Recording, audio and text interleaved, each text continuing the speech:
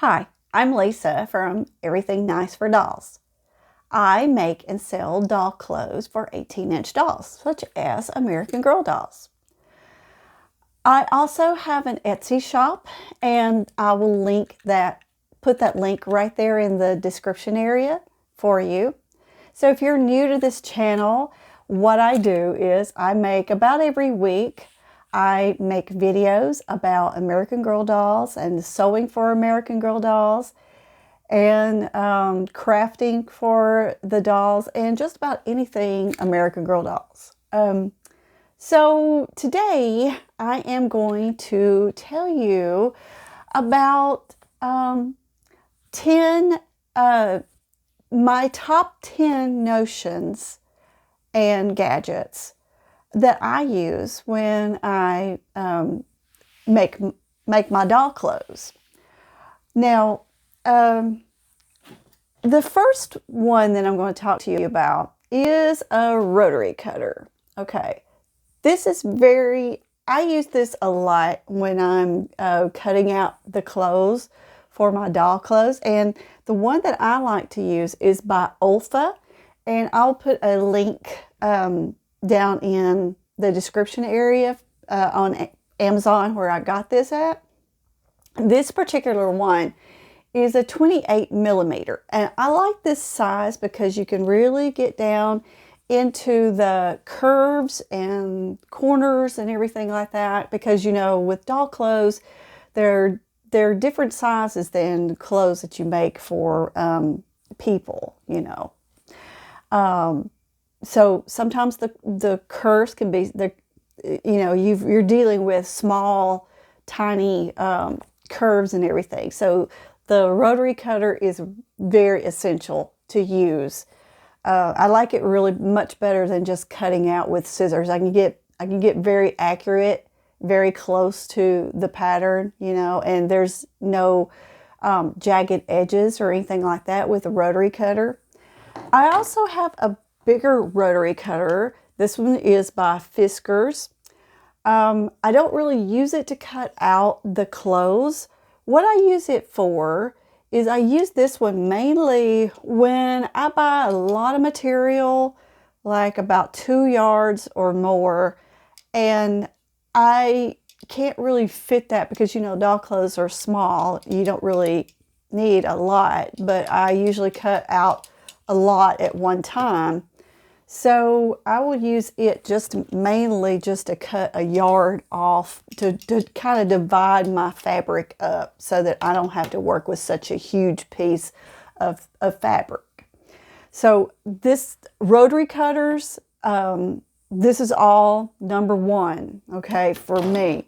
Now, also to go in with the rotary cutter, this also fits in with number one also because I use it with my rotary cutter.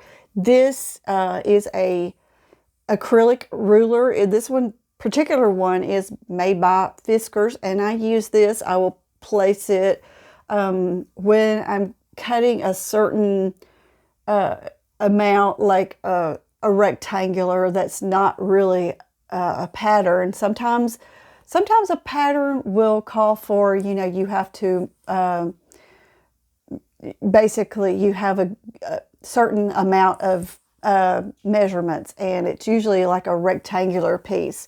And so I use this to measure off, and also it helps to guide my rotary cutter. So I will use it to guide it by.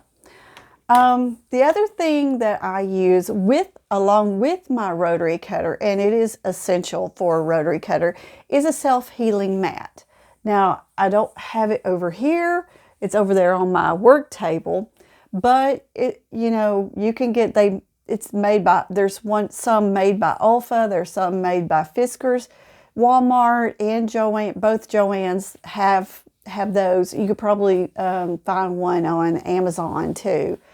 So that's really important to use when you're using a rotary cutter, because you definitely don't want to cut into your furniture, will ruin your furniture. Plus, it probably will dull your blade. That's the other thing. The other thing, along with the rotary cutter, you also need to have extra blades to fit your rotary cutter, because you really need to change those blades often. You know, after you cut several garments, you need to change the blades up so that they won't, they'll get dull after a while and they won't be quite as sharp. But this, using a rotary cutter, what I always remember to do when I'm cutting, now this is very, very sharp, you know, and I have accidentally cut myself with it. But I mean, like, this has a button and you go down and it's out. And then I always, whenever I put my rotary cutter down, I always close this up so that, you know, so that it's not going to, you know, cut me. So it's always a good practice to do that every time with a rotary cutter. That's just good safety measure. Number 2 is a good pair of scissors. Now, the scissors that I use is by Ginger, and I got these at Joann's. Now, these are really good scissors and they're pretty sharp. Occasionally I will get I have a stone that I use, and occasionally I will, you know, sharpen them. But really, it's best that you take your scissors to somebody professional and get them sharpened, you know, by somebody who knows what they're doing. And I think with Ginger, I think you've got to have to get someone who is, who will sharpen them, Ginger. But anyway, and the other thing is with my scissors, I do not cut anything else but fabric with my scissors, okay? And I closely guard my scissors. You know, if you sew a lot, you know how important it is to not cut anything else. Don't cut paper, don't cut plastic, don't cut anything else, and don't let anybody get your scissors, okay? So that's very important. Okay, so number 3 is, and I call this is a very important thing, I love my seam ripper. This is essential. I can't do without it. I got this at Walmart. You know, I like this because it's bigger, and it's easy for me to handle. I just like it. Now, I have a seam ripper that came with my machine, but it's teeny tiny, and it doesn't feel good in my hand. So you get a seam ripper, find a seam ripper that you are comfortable with, that fits you. So now, what you use this for, of course, is for taking out stitches that, you know, you've messed up. And, you know, things like that's going to happen. When you sew, you're going to mess up occasionally, especially when you first start sewing, you know. But even somebody who's been sewing a long time, you still need one of these because, you know, mistakes do happen. And so what I do is I make a mistake, take them out, and then start over again. Now, sometimes a seam ripper is not, you just can't. So there are some fabrics, like some knits and stuff like that, where it's just almost impossible to use a seam ripper. So you just kind of have to be careful and don't make mistakes. But anyway, most of the time, you know, with most fabrics, you can use a seam ripper for taking out stitches that you sew.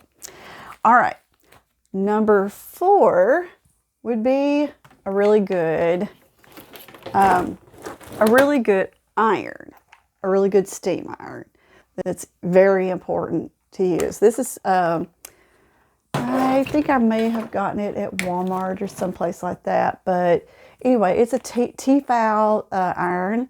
It's not really all that expensive. I can't remember how much I paid for it. $20, $25, I don't know. But to me, I think you don't really need a real expensive iron. I mean, I know there are some irons out there. Rowenta is an iron that a lot of people like. And, you know, and if you like one of those expensive irons, that's fine. But for me, just that kind of an iron has worked out pretty well for me. There are some notions that I'm going to show you that use it with an iron. And iron in sewing is essential to like when you're making, for instance, making doll shoes. And I did a video before on how to make doll shoes, and I showed how you pressed the shoes while you're making them. And I can link that card up here if you'd like to see that on how making the doll shoes. So, you know, an iron is, you know, you've got to use it to press open seams, use it to press a 1/4 inch when you're doing hemming the doll clothes, and just, you know, it's one of those things you've got to have. Okay, so for number 5, and this is something that iron is going to come in handy. It's a product called Steam a Seam. Okay, Steam a Seam 2. Okay, this I will link also in the description area where you can get this on Amazon, because I think I got this on Amazon. Now this is a 1/4 inch. Okay, so this is great for like, I use it a lot when I'm doing the pockets on jeans, for the doll jeans, and also pajamas. It's great to do that. And also when you're having to fold hems, doing hemming, it's great to do that, because a lot of times you have to make a little small folding, and it really helps a lot. So you just put a piece on the seam that you want to do, and then it bonds permanently to the fabric, and then you can take the top piece of paper off of that, and then I'll show you what it looks like. I mean, this is what it looks like right here. See, so it has like a sticky part on one side and then a paper part on the other, and then you just put this onto your fabric, and then use your iron and iron it on, and then take the top paper off, and then you fold over your seam or your hem, and then it bonds it permanently, and then you don't have to worry about those hems crawling, because sometimes with some fabrics it will do that. Okay, I've used it with so when I've done swimsuits, and those that fold over elastic, and sometimes that wants to crawl, so I've used it with that, and it's really helps. Okay, so number 6. Number 6 is some Fray Check. This is Fray Check, okay? Now I use this for fabrics that fray a lot, you know. One thing that I use it a lot on is when I'm making my labels. I have labels that I put inside of the doll clothes, and I keep them in this little bag. Here is one of my labels. And sometime I'll do a video about how to make doll labels for your doll clothes. Now here's one of my labels. You probably can't see that, but anyway. So this is my label, and it's just made out of some, it's just made out of muslin, a white muslin fabric, and it will fray. So what I will do is, after I have the label cut out, I will just put all the way around, I'll put some Fray Check all the way around it, and then once it dries, it will not fray. I also use the Fray Check When I'm doing on seams, some seams that have little, you know, pieces on them, so I will just put some Fray Check on some of the seams if they look like they're going to be raveling out, you know. But all my seams, I use my serger to finish the seams. But then there's sometimes once you cut those threads, sometimes those threads want to fray and stuff. And so I just put just a little bit, just a drop or two. Use it pretty conservatively. Okay, so number 7. Number 7 is a hem or seam gauge. Okay, so this is what it looks like. This is a hem gauge. This is actually a new one I just bought because the one that I had, I used it a lot. The one that I had got pretty bad looking, and you couldn't even read the numbers on it. I mean, see, this is my old one. If you see, you can't even see the numbers. So I don't use that one anymore. But I like to keep, 2 or 3 around because sometimes I will misplace them. And the seam gauge is really important when there is a certain hem size that you're doing, and you want to really be accurate with the measurement. Like if it says, okay, you need a 1/2 inch seam, well, I will put that right there and then mark it, and then I can be accurate with, instead of just guessing, because sewing is not guesswork. There's a lot of measuring, and you have to be accurate with a lot of things. So, okay, so those are the hem gauge. All right, number 8, I use this quite a bit, especially when I'm doing doll collars. This is a point turner or a seam rounder, whatever you call it. Anyway, I think I got this one at Joann's, but this one is plastic. Now, I have seen them be wooden, but the one I have is plastic, and you just will, like corners of collars and stuff, you will take this and you'll just put that into that corner, and it'll get a really nice point. Also, this rounded part, like sometimes there are some collars on doll clothes that are rounded, little Peter Pan collars, which are really cute. But to get that rounded edge really good and pressed, you will put this inside of the collar, and then take your iron and just press on that, and then you'll get a smooth round edge to it. Okay, so that was number 8. Number 9 is, and I have them in here in this, I keep them in here in this bag. Okay, these are these little clips. They're called Wonder Clips. I think they may have other names, but anyway, use these instead of pins. And what I use these for, I will put this on the Velcro, to hold the Velcro on when I'm sewing Velcro on to close the back of something.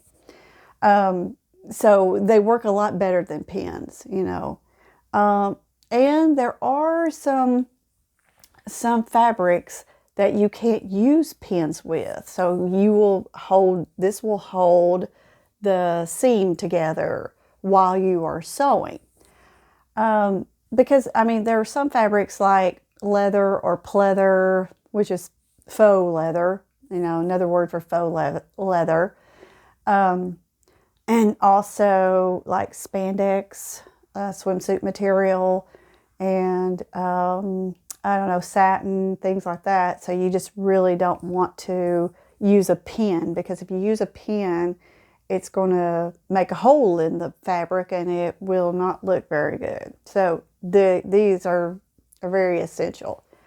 you know, you could also use these, you know, if you have young children and they're starting to learn how to sew, it would also be a very good idea to have some of these little wonder clips around, because then pins, excuse me, pins, you know, they will stick in you and it hurts. And I've done it several times, you know. It's not very good. But with, you know, with young children, if you have a young child and they're just starting to learn how to sew, that would be a great thing to use. So I'll also link, put a link in the description area for where I got the Wonder Clips on Amazon. That brings us to the final thing, is number 10. Number 10 is this thing right here.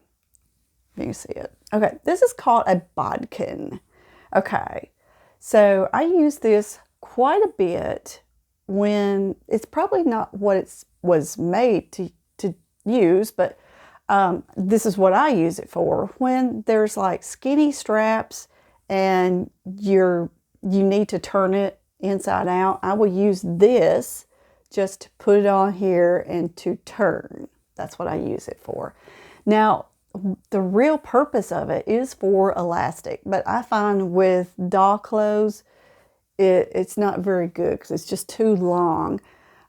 So what I usually use to turn, and I don't have one here, but anyway, everybody knows what a safety pin looks like.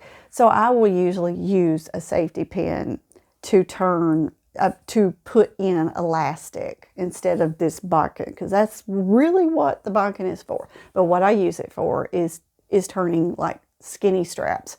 And there's several times where I have to use straps on different things, like the backpacks, you know, the backpacks. And I think, oh yeah, I'll show you one. I got one right here. Okay, so this is a backpack that I made, and I don't have a lot of these to sell, but I'll probably be making some more to sell. They're a pretty popular thing at my craft shows. But see these little straps right here, these little straps, they can be a little difficult to turn. So that little bodkin works pretty well to turn things like that. Okay, so that is my top 10 notions and gadgets that I use when I sew my doll clothes. Okay, so I hope you enjoyed this. I hope this was some good information for you. So I guess that is about it. So if you like this video, make sure you give me a good big thumbs up, okay? All right, bye.